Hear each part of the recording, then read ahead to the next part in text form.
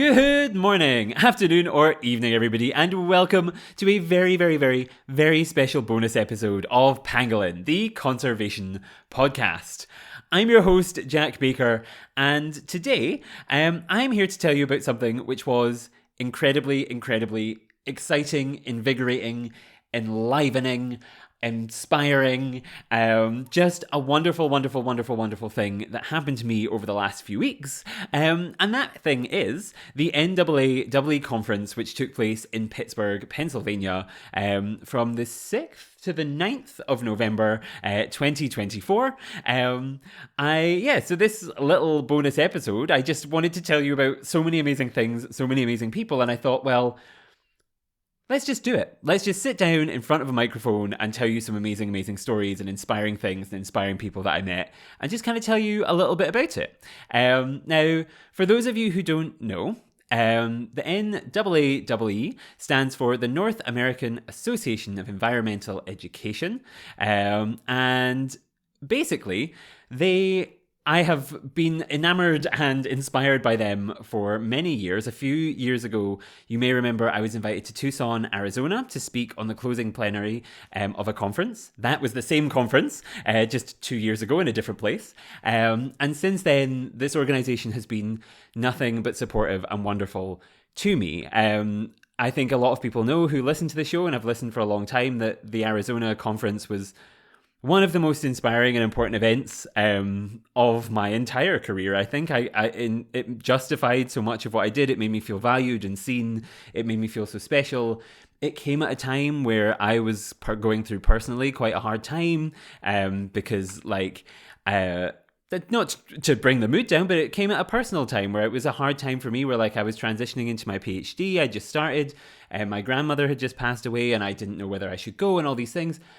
And I ended up going, and it was just not only did it inspire and justify and give me confidence to do well in my PhD, right, and keep going and keep fighting and keep doing all of the important work that I want to do, that conference also, in where it was at that time, I remember going on walks where I talked with people who are from Arizona, indigenous groups, and hearing stories about connection to land and connection to those who have passed away and how that manifests through the saguaros and through some of the stories they tell. It also helped me on a personal level as well. And it was just such a formative, wonderful experience that I will never stop talking about because it was so wonderful.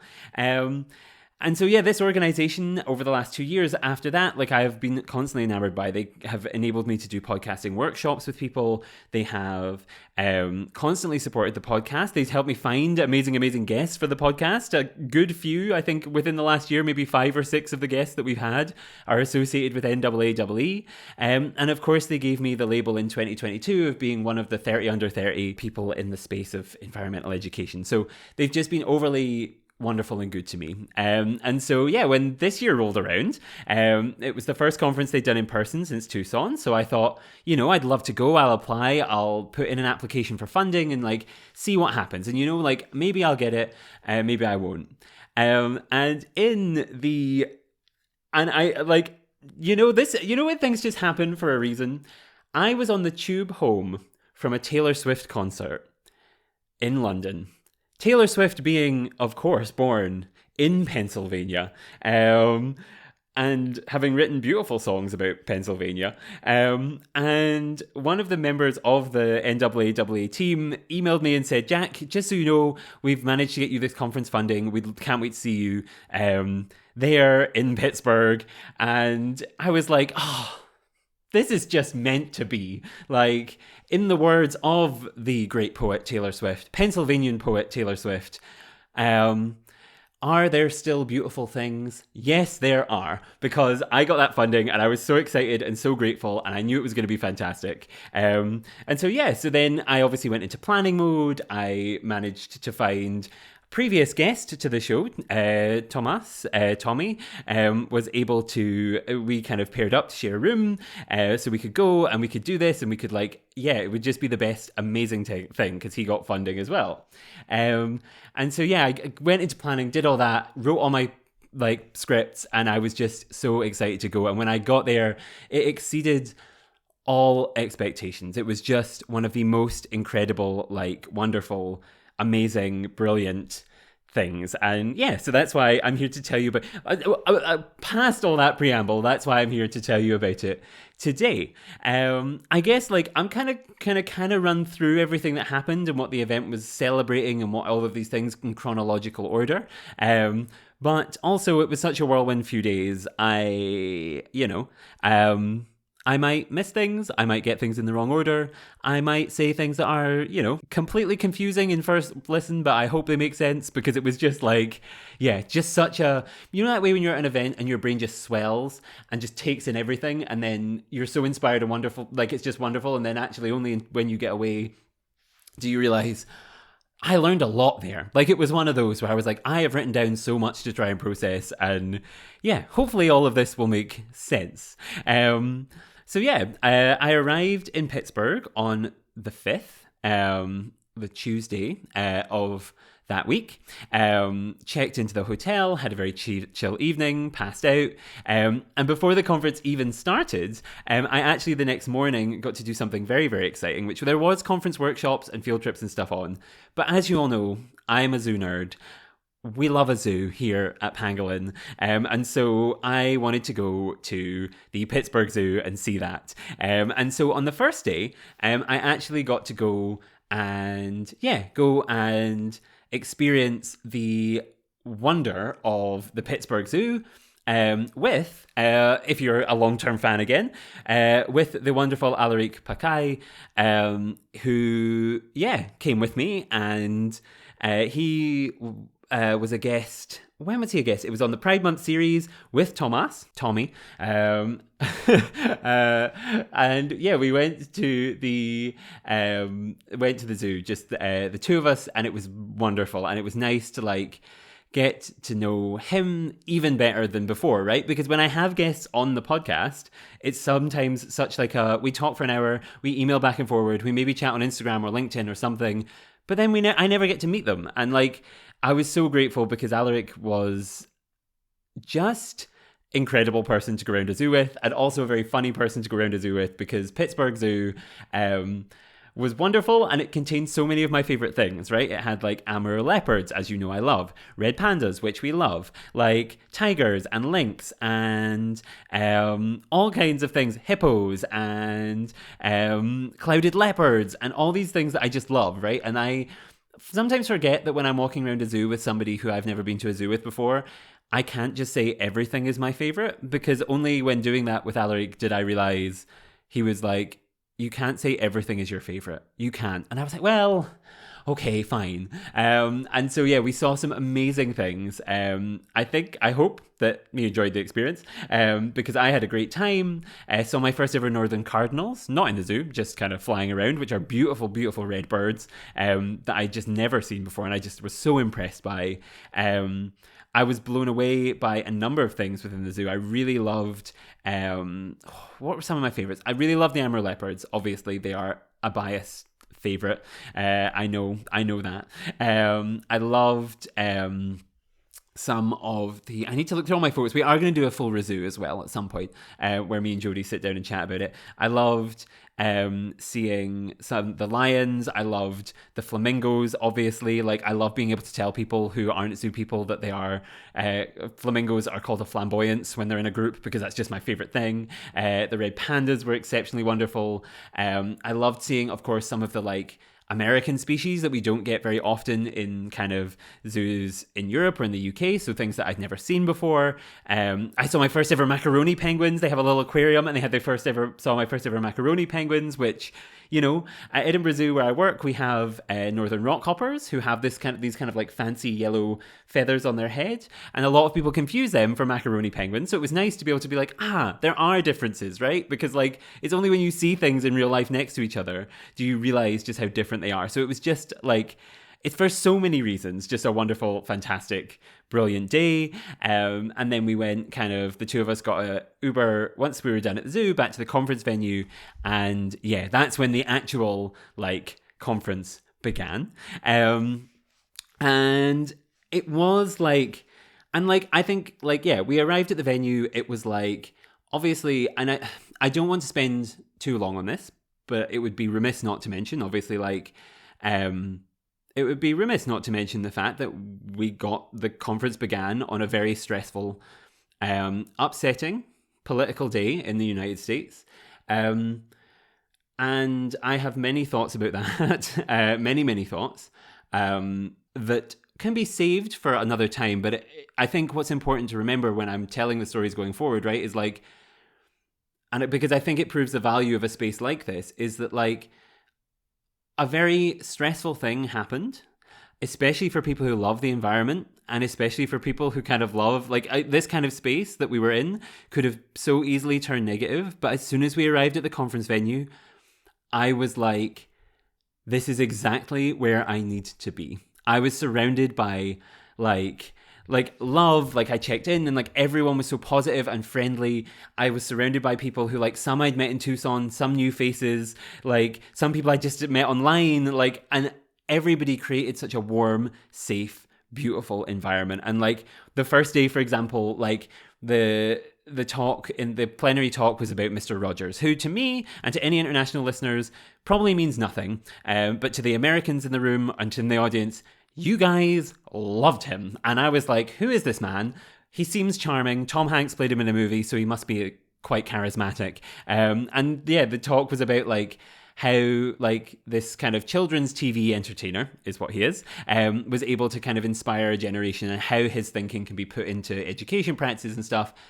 And yeah, so this talk, coupled with like, and I will say, give everybody compliments at the end of this episode, but like coupled with Judy, who was kind of presenting the main kind of session, like hosting the event, her energy, like the two things matched together really set the tone of like, we are incredible people. Like, we are going to do this. We're going to get through. We're going to have an amazing few days. We're going to be inspired. We're going to hear incredible stories. We're going to do incredible things. And once these few days end, we can process all of our feelings, and then we can't give up. We're going to keep fighting, and like, we're going to keep making the world and the environment, and we're going to keep better, and we're going to keep inspiring people, and we're going to keep doing amazing things. And it was exactly the right tone that was needed. And it was just beautiful, right? And then over the next few days, everything kind of built on each other as these inspiring, wonderful themes came out. And so I've jotted down some sessions and things that like I really enjoyed, some things that I wanted to talk about. Like everything though was just so inspiring. So like the first one that I like was super inspiring to me, once we got into the actual event, was, and I mean, it was hosted by me. I'm not claiming any credit for the inspiring aspect of it though, was the Young Leaders panel. So I was lucky enough to be invited to to kind of host a panel where I had 3 young leaders, leaders in the environmental space, Katerina, Rachel, and Dejan. They were here. They were kind of they were there to kind of talk about, you know, what it's like to be a leader in the environmental space, what it's like to be a young leader in the environmental space, and how we can make it inclusive, how we can make it kind of accessible to everybody, how we can kind of bridge the gap between theory and practice, kind of also talk about their personal journeys into environmental education. And each of these people, like, and everyone I mentioned, actually, I'll put in the description of this episode, all their websites and links and social medias and stuff. But like, these 3 set the bar so high for me, because what they reminded me of was just like, there is so much amazing work going on around the world. And also to include everybody. I think that was the main takeaway for me from this, was inclusivity. Like, was like, we have to make this space available to everyone, right? No matter whether they are members of the LGBTQ plus community, no matter whether they are people who have been historically excluded from conservation and nature spaces, whether they be whether it's people with disabilities or kind of that just haven't been able to access nature. We have to broaden the scope of these things, and we have to be able to make it safe and inclusive for all. And all 3 of them did a beautiful job of explaining their work. And if they're listening, all 3 of you, you are welcome to come onto the podcast anytime and talk about it, because it was just wonderful. And the room was filled with energy that was just so positive. And I think we left at the end, like, with just such a nice sense of like, the future is bright because of people like this, who are working so incredibly hard. And yeah, just so inspiring. Yeah, it was just wonderful. Another thing that stood out to me that's on my list, I'll get my things out the way. I did a talk about podcasting workshops that I run, which was also very, very fun. So I talked for about 10 minutes about the things that I've done, some of the organizations I've worked with, and why I believe that, including technology in the environmental education space is important. And it kind of in this theme of like meeting people where they are, right? Like young people.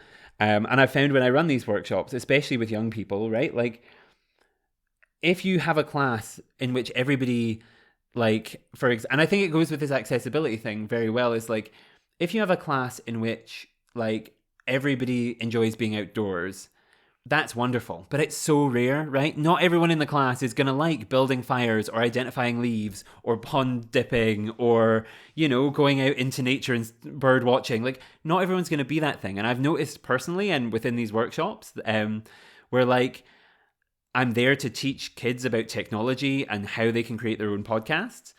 Like, sometimes the ones who are quiet and don't like going out into the nature like necessarily all the time themselves, like this is the space where they thrive, and they have been able to get into creating their own podcast. They've been able to take the reins. Quiet kids who just never talk suddenly are bossing everybody around, not bossing everyone around, but suddenly like taking control of a thing and being like, I know what I'm doing here because I love technology.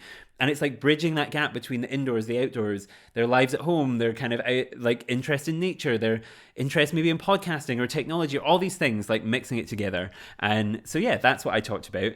In the theme of just kind of broadening access to these things. And it was really rewarding. And thank you to everybody who came to both the panel and the workshop and the talk, because you were all wonderful. And I've had a couple people reach out wanting to do workshops, which is very exciting. So that's brilliant. And so that's kind of some of the I just felt very, very grateful and happy with how both of those went. Particular shout out to Rachel, Katerina, and Dejan. Like, so good, like just inspiring and wonderful. I think one of the other things that I enjoyed most, of course, were sessions run by my friends at Globio. Megan, Demelza, and Jerry ran a couple of sessions about a filmmaking project that they're doing. So again, previous guests on the podcast. Jerry was a guest talking about his work with great apes. They were there talking about a project which they're running to create short films about the great apes and try and educate people about the great apes. And what I really liked about this, and I hope they valued, is like I went to a discussion group and a presentation by them, and I think both of these things did very successfully was actually prompt kind of critical reflection on my own work, which I love being inspired and I love learning new things. But what I really loved was the conversation where we were able to go, how do we engage people? Who do we engage with podcasting and filmmaking? And how do we reach people, right? Because I create podcasts and very soon episode 100 is going to come out. And if you look at the map of countries which I've reached, there are areas where, of course, there's just no one. Even though there's been episodes based in those countries about wildlife from those countries, no one there is hearing that story because of either language barriers or technology barriers or advertising or just, there's reasons why these things aren't happening. And so, what was really nice was having this back and forth with another kind of more people who produce podcasts. Was it was really valuable to go, I'm not the only one who struggles with this. How do we make it more inclusive? How do we kind of bring in more voices? How do we generate more conversation? How do we make sure that the podcasting and environmental education space is accessible to all? Again, we come back to accessibility, but how do we do that? And I left the conference actually with a number of thoughts. And I've had a thought for a project that I might start early next year, which hopefully will begin to address some of that. But it's just it was really, really rewarding. And the film project on top of that sounds so interesting. So if you don't follow Globio, go and follow them. They have an amazing podcast, Talking Apes, which if you love the great apes, go and listen to it because it's fabulous. And I should also say, Jerry is also the host of the new NAAEE podcast. And so, go and look that up as well because it's fabulous as well. this is not me pitching myself as a guest, but they should have me on at some point. Yeah, so that was another session that I really, really, really loved. And yeah, obviously, Great Apes, I was going to be there. And then obviously, they are fabulous, so it was just the best. Yeah, so yeah, we had the Inspiring Young Leaders, we had Globio, talking about apes. Another theme that came up actually a lot, which I think was really interesting and I really loved talking about, was about caring for mental health and looking after ourselves. So one of the plenary sessions was by Dr. Vic Mohan. And yeah, so what he was there to talk about was, he talked a lot about integrating kind of healthcare into kind of practice, into kind of conservation and education practice. But what he also talked about was like how to look after yourself and how to kind of deal with, stress and burnout. And then the other session I went to, which was really good, was run by Emily Olson. And it was about kind of climate anxiety and eco-anxiety. And both of these things I think were so important to hear about, right? Especially in this space right now. And it was so valuable because it was like, really useful, because to me, Emily's presentation, I think, was a talk and discussion group, was very useful because it was nice to know, right? Like, we're not the only ones. Like, I'm not the only one suffering with anxiety about certain things. And also hear how her research is shaped, hear about how she kind of does her work, how she kind of works with students to kind of think about these themes, how she processes things, whether it be through kind of nature journaling or other things. And then also Vic's presentation talking about like, how do we care for ourselves? Do we have spaces where we don't talk about the environment in our life? Do we have spaces where we're able to just breathe and be outside of conservation? Or what was it, opposite worlds or opposite lives, where like, do we have things that like we can take ourselves completely out of this space and go and do a sport that has nothing to do with conservation, right? Or a hobby. I think he said was like he was a radio DJ, right? How do we remove ourselves from those spaces? And I think that was brilliant, and talked about making time for ourselves, like, you know, resting, like making sure you get exercise, which like I'm sat here at the end of a day, like having been editing and recording and working, thinking maybe now I should go out for a walk, but I'm in Scotland and it's snowy outside and it's dark, so maybe I won't, but tomorrow I'll do exercise. But like Vic, so Vic, if you're listening, I was listening and I am paying attention. So that was really, really good. And I think it's such an important theme. And I think it's something that all of us can learn from, right? Is this like, and especially that kind of like opposite lives thing. I love that, of like, what do we do that takes us completely away? And so I hope that's useful to someone out there listening, and that Vic doesn't mind me sharing it, because like, it's just so right? Like when our entire lives are focused on conservation and nature, if things don't go right, it can become really detrimental to our mental health. And so how do we move away from that was really, really inspiring. I really loved it. Really, really loved it. Yeah, and another section that I really loved, and another crossing point that I think is really relevant for the podcast, was like there was a whole session, a plenary session on where conservation and education meet. So there was like 3 amazing speakers. So there was Grethel who is the Director General of the IUCN, Sean Southey from the IUCN, and Anna Rathman from the Jane Goodall Institute. And they talked about kind of how these things work together and how these worlds that sometimes have been seen as disparate and far away should be brought together. And obviously, here on Pangolin, the conservation podcast, which has been given environmental education awards, that is something that's really important to me, because like, these spaces all need to be accessible to everybody. We need to learn from everybody. We can't just like have educators inspiring, like I believe personally, we can have spaces where education can just be about learning about nature, but also it should embed this kind of love and love and respect and like desire to want to protect that nature as well. And equally for conservation, right? Like it needs to learn from environmental education, because there are a number of times where conservation science ignores human elements and ignores human stories. And so by learning from educators who are there on the ground working with people every day, there's so many amazing things can happen. So I think by having this session where these 2 things kind of work together, it just, yeah, it was so wonderful. And I think it was really interesting. And there was, how did I forget to write this in my notes? There was a nice special message from Jane Goodall came up on the screen, and I loved it, because I mean, if you're in conservation and if you're in environmental science, the chances are you love Dr. Jane Goodall. And so that was really special because I even though she wasn't there in person, it did feel like I'm going to say to people now, I was at an event where she spoke. Yeah, I was there. Yeah.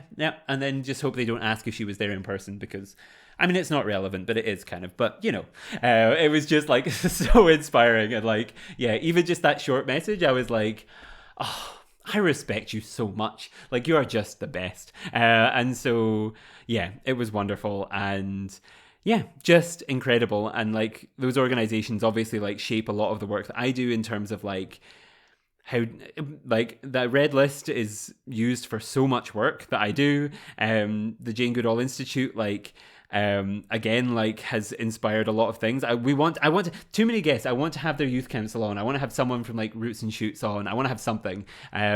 So yeah, like incredible stuff from there.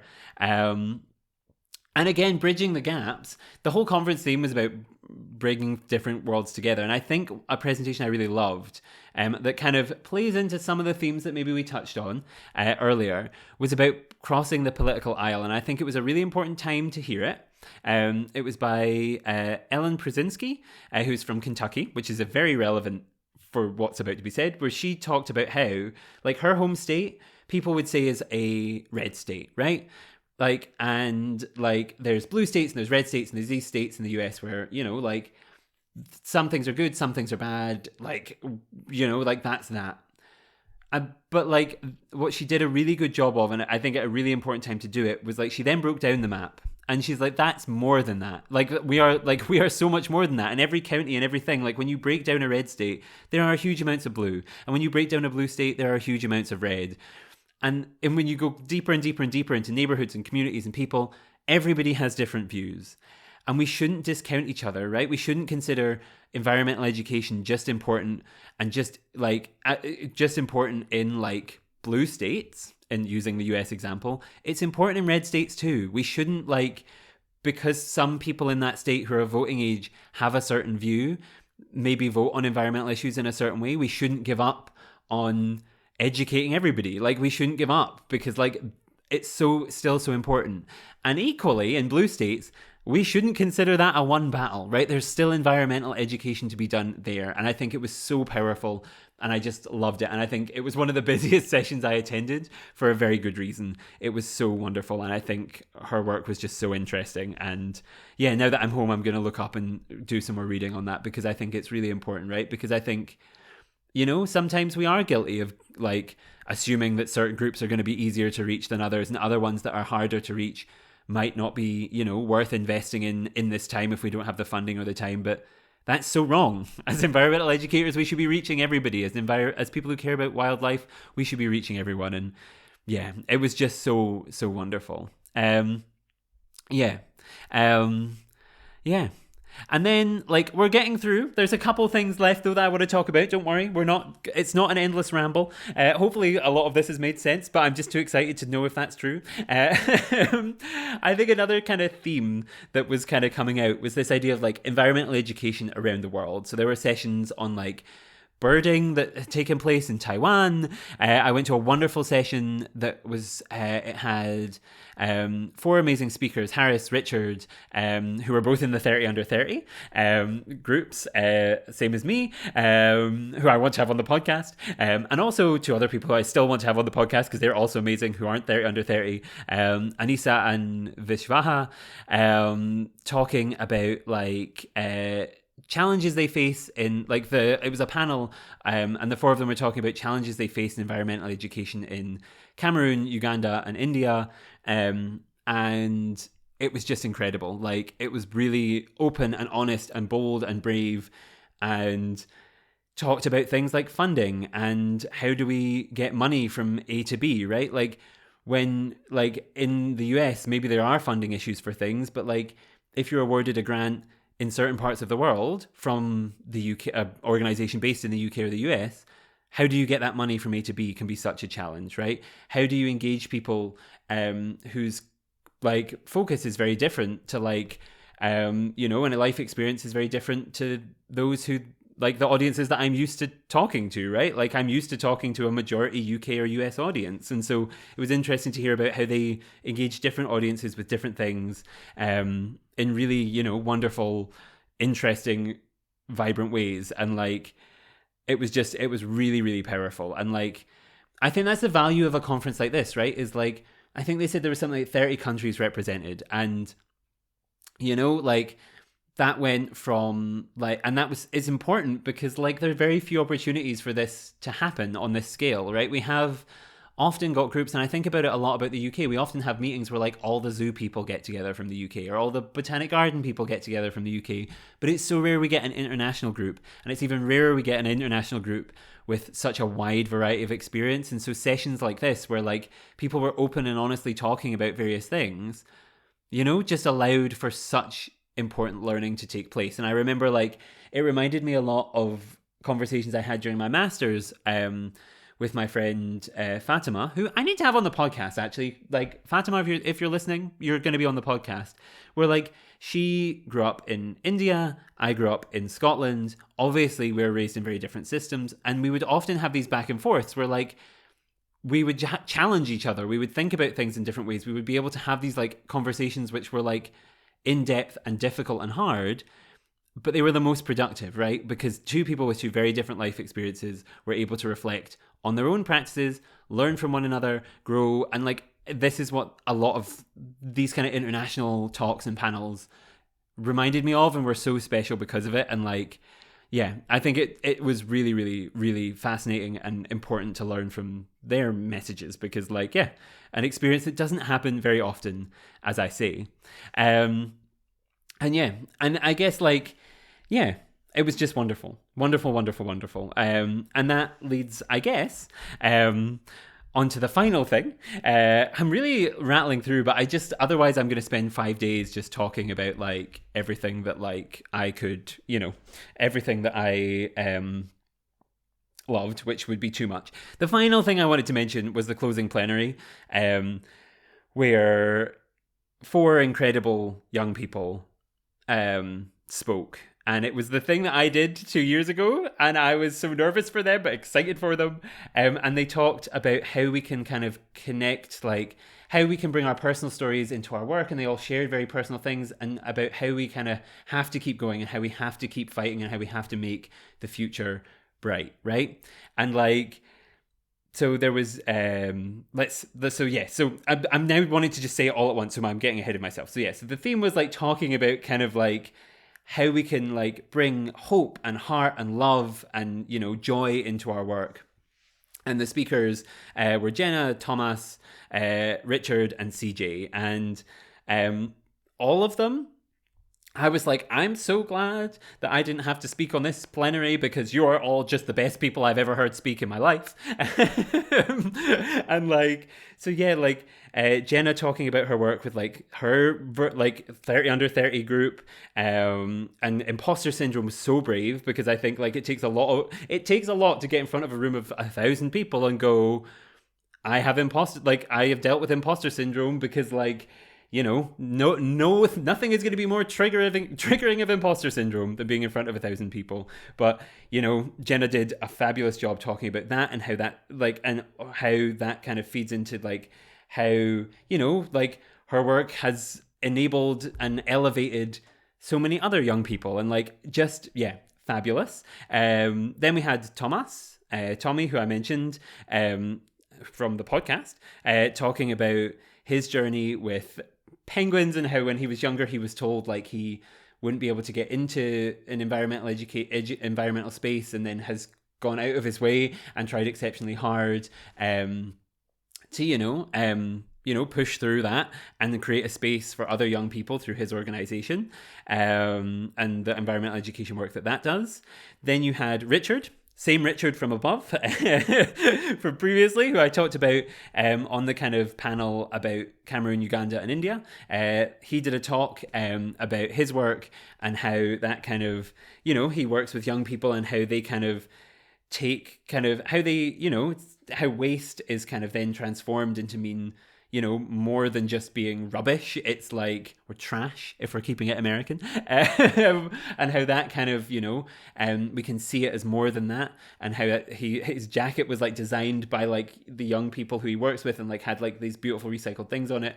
And then finally with CJ, who talked about their experience being a trans person in the conservation space, and closed the conference in, I think, one of the most inspiring ways that could have been. And I don't want to tell their story for them because it is their story, but just the most powerful thing about how they have faced huge challenges in these spaces, and somehow, like in the most inspiring way, pushed through them and created spaces for young people like them to thrive and to grow. And it was just incredible. And if you ever get an opportunity to hear them talk, do it. They have a podcast, The Birdie Bunch, which I'll link in the description of this as well. And it was just incredible because I think it spoke, right, with Pangolin Pride coming out this year, like that's what I kind of wanted to do. And for very, like, let's not get too emotional, but I heard them talk and I was so grateful that they did. And I think it was so powerful and wonderful to hear how somebody can take a very challenging thing and turn it into something beautiful. And all four of the speakers did that. But yeah, just incredible work from CJ and Jenna and Richard and Thomas. All of them, brilliant. And like, if any of them are listening, like, I would like it to be memorialized in podcast form that the four of you and everybody else I've spoken about so far are absolutely my heroes. Like, the bravery it takes to get up on stage and talk about things that make you insecure or where you were told no is so powerful and so important and so needed, because we pretend we're perfect far too often. Like, to get jobs and to apply for funding, we pretend we're perfect far too often. And the way you were able to talk about your stories was really important. Really, really, really important and needed. And yeah, gosh, I feel like I want to cry because I'm remembering how inspiring everybody was. They were just, so wonderful. And I think what was wonderful about it was getting to know these people over 4 days and then seeing them all shine was just fabulous. So yeah, so that was the final thing of the conference, right? We had, what did we have? We had creating such a safe space and like warm kind of Mr. Rogers feelings. We had my young leaders panel and talk. We had the Globio session. We had caring for mental health. We had conservation and education. We had crossing the political aisle. We had education around the world, and we had an inspiring closing plenary alongside posters and discussion groups and other sessions and bright spot short sessions and time at museums and time at zoos and this, that, and the next thing. Like, so much happened, and it was just a fabulous time. And I'm going to say some thank yous in a second, but before I do, I just want to say that, like, I left feeling so inspired and so seen and so important and so cherished and, like, so good and so just warm and fuzzy.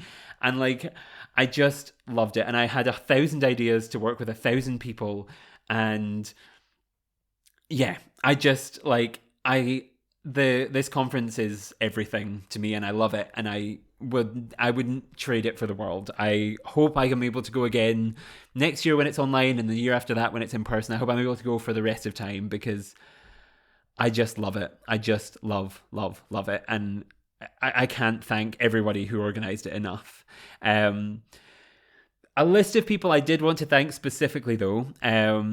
I wanted to, of course, thank everybody who came to my presentations. If you were in Pittsburgh, thank you so much for coming, and you're asking questions and asking me about podcasting workshops and asking questions at the panel and all this sort of stuff. Thank you for the compliments and for the love and the support.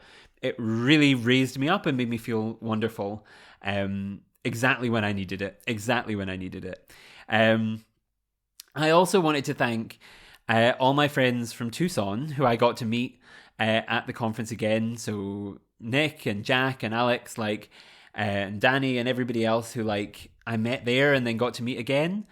Thank you so much for being so warm and so kind and so welcoming. And, you know, like, for 2 years, we didn't see each other in person, and it felt like I'd never said bye to you, like when we met. So thank you so much. And like, thank you for your love and support. And what was nice was like in moments, obviously it was a stressful time. A conference is stressful anyway, no matter the political backdrop that it is. But thank you for taking the time to listen, to chat, to talk about things that were stressful. Like, thank you. You are just fabulous, wonderful people.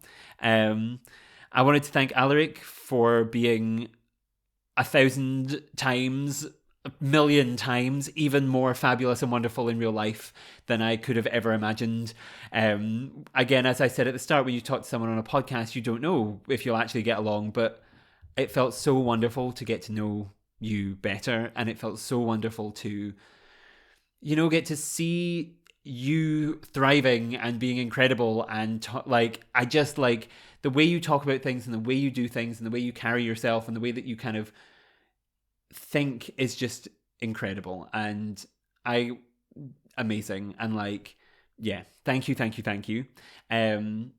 for being amazing, and also for being so fashionable, for putting my conference looks to shame. Now, most importantly, if you take nothing else away from this, go and look up Seeds of the Ocean, Alaric's organization that he worked on, and try and find pictures of him and admire his fashion, because it's incredible. I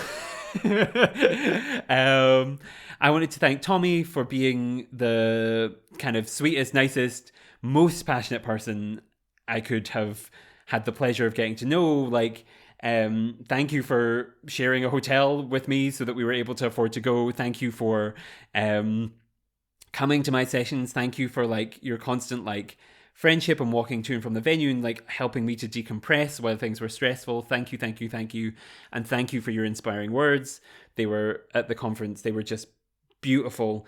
And thank you both, Tommy and Alaric, both of you, for being just the heroes that I like need, right? Like, I did the Pride Month series, you were both guests on it, and you were the heroes that that series was done to provide heroes for other people, but it was also done to provide heroes for me, and you are both heroes to me. And you're living your authentic, wonderful, truthful, honest, open, powerful, passionate selves inspires me every day. So thank you to both of you extra for that.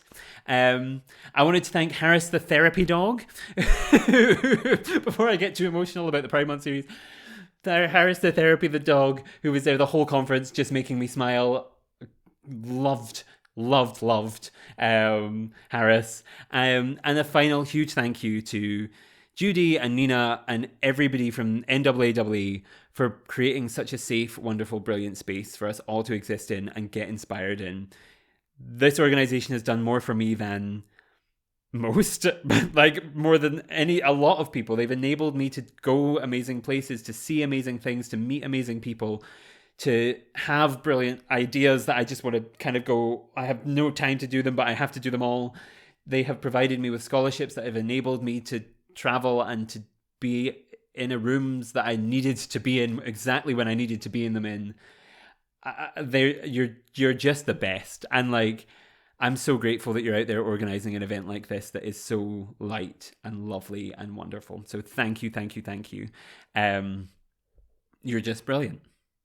Now, I have talked for far longer than I intended to, and I need to edit this and get it out very soon, so I better start wrapping up. But I just also want to say thank you so much to everybody who has listened. Thank you so much to everybody who has subscribed to the podcast. Without you, I wouldn't have been able to attend the conference. Without you, I wouldn't have been able to help run the workshops that I talked about. Without you, I wouldn't have been able to chair a panel. Without you, I wouldn't have been able to meet incredible friends. Without you, I wouldn't have been able to do any of this. Thank you. And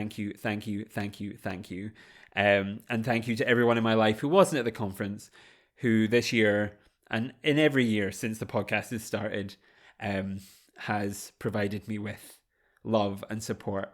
And I'm going to start crying because the next episode is episode 100, and I can't believe we're almost there, and I'm so excited and I'm so grateful for all of you, and I'm so grateful for this amazing experience, and I love you all, and I can't wait to keep talking to you for 100 more episodes.